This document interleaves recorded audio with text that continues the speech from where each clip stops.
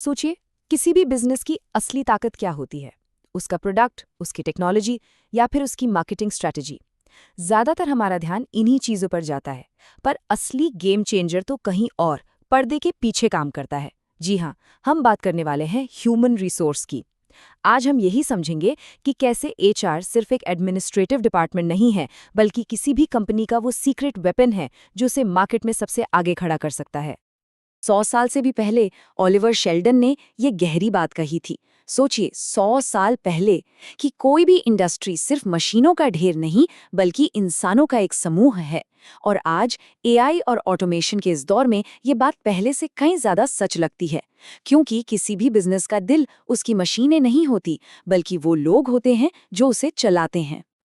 तो इस पूरी कहानी को समझने के लिए हमारा सफर कुछ इस तरह से आगे बढ़ेगा। हम शुरू करेंगे ये समझने से कि कॉम्पिटिटिव एडवांटेज का मतलब क्या है। फिर देखेंगे कि लोग कैसे एक स्ट्रेटेजिक रिसोर्स बनते हैं। वीआरआईओ फ्रेमवर्क से इस ताकत को परखेंगे और आखिर में जानेंगे कि स्ट्रेटेजिक ह्यूमन रिसोर्स मैनेजमेंट के जरिए इस पूरी सोच को हकीकत में कैसे बदला जाता है। तो चलिए, सबसे पहले और सबसे ज़रूरी सवाल से शुरू करते हैं। जब हम कहते हैं कि एक कंपनी को कॉम्पिटिटिव एडवांटेज है, तो इसका असल में मतलब क्या होता है? बिजनेस की दुनिया में जीतने का क्या मतलब है? आसान शब्दों में कहें तो कॉम्पिटिटिव एडवांटेज वो खासियत है जो एक कंपनी को बाकियों से अलग और बेहतर बनाती है। ये कुछ भी हो सकता है, शायद बेहतर क्वालिटी, शायद कम दाम, या फिर शानदार कस्टमर सर्विस। और इसका नतीजा जाहिर है, ज्यादा मार्केट शेयर, बेहतर मुनाफा और एक लंबे समय तक चलने वाली कामयाबी। लेकिन देखिए, हर बढ़त एक जैसी नहीं होती।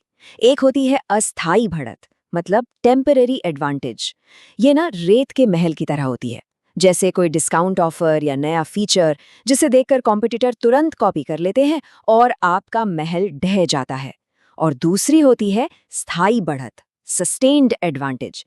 ये एक पत्थर के किले की तरह है, जिसकी नकल करना लगभग नामुमकिन है।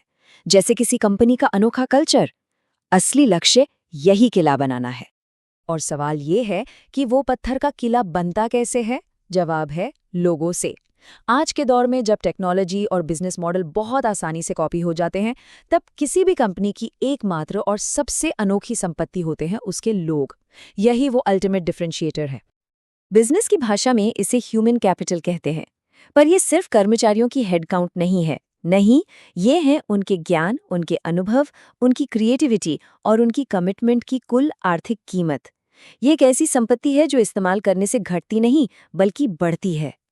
और इस बात की ताकत को समझने के लिए जरा इस आंकड़े को देखिए। आज बड़ी बड़ी कंपनियों की 70 से 85% वैल्यू उनकी बिल्डिंग्स या मशीनों में नहीं, बल्कि उनके ह्यूमन कैपिटल जैसी नौ दिखने वाली संपत्ति में छिपी है।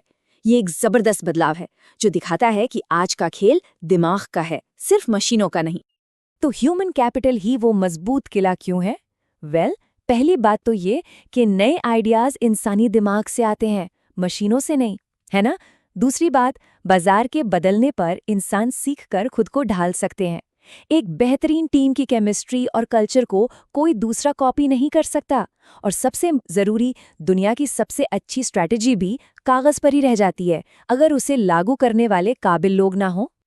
ये सब सुनने में तो बहुत बढ़िया लगता है ना? लेकिन कोई कंपनी ये कैसे जाने कि उसके लोग सच में एक रणनीतिक ताकत हैं भी या नहीं? इसके लिए एक बहुत ही कारगर टूल है, जिसे कहते हैं VRIO फ्रेमवर्क। इसे एक तरह का डायग्नोस्टिक किट समझिए। अब ये फ्रेमवर्क एक सोच पर आधारित है, जिसे कहते हैं रिसोर्स बेस्ड व्यू या RBV। ये थियरी बस इतना कहती है कि कंपनी की असली ताकत बाहर बाजार में नहीं, बल्कि उसके अंदर के अनोखे संसाधनों में होती है।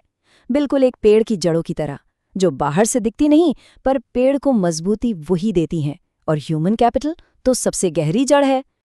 तो ये VRIO फ्रेमवर्क किसी भी कंपनी के ह्यूमन कैपिटल को 4 कसौटियों पर परखता है। V से वैल्यू, क्या हमारे लोग कंपनी के लिए सच में वैल्यू पैदा करते हैं? R से रेयरिटी, क्या हमारे लोगों जैसा टैलेंट बाजार में आसानी से मिलता है? I से इमिटेबिलिटी, क्या हमारे कॉम्पिटिटर हमारी टीम जैसी टीम बना सकते हैं, उसकी नकल कर सकते हैं? और O से ऑर्गेनाइजेशन, क्या कंपनी अपने लोगों की पूरी ताकत का इस्तेमाल करने के लिए सही सिस्टम बना पाई है? और ये मैट्रिक्स दिखाता है कि इन सवालों के जवाब का क्या मतलब है। देखिए, अगर आपके लोग वैल्यूएबल ही नहीं हैं, तो आप नुकसान में हैं। अगर वैल्यूएबल हैं पर रेयर नहीं, तो आप बस बाकियों की बराबरी पर हैं। एक स्थायी, मजबूत बढ़त, सस्टेन्ड एडवांटेज सिर्फ तब मिलती है जब आपके लोग इन चारों पैमानों पर खरे उतरते हैं। वो वैल्यूएबल भी हों, रेयर भी हों, उनकी नकल करना मुश्किल हो और कंपनी उन्हें सही ढंग से सपोर्ट भी करे। अब सवाल उठता है कि इस VRIO वाली सोच को अमल में कैसे लाया जाए, थियोरी से प्रैक्टिस तक का पुल कैसे बनाया जाए।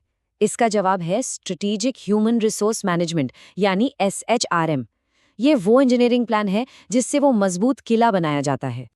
SHRM का मतलब है HR के हर काम को भर्ती से लेकर ट्रेनिंग तक सीधे कंपनी के बड़े लक्ष्यों के साथ जोड़ना। और यहाँ सबसे जरूरी शब्द है जोड़ना। यही वो पॉइंट है जहां HR सिर्फ एक खर्च करने वाला डिपार्टमेंट नहीं रहता, बल्कि वैल्यू बनाने वाला एक स्ट्रेटेजिक पार्टनर बन जाता है। HRM ये भी पक्का करता है कि HR एक कोने में बैठकर काम न करे, बल्कि कंपनी का सेंट्रल नर्वस सिस्टम बन जाए।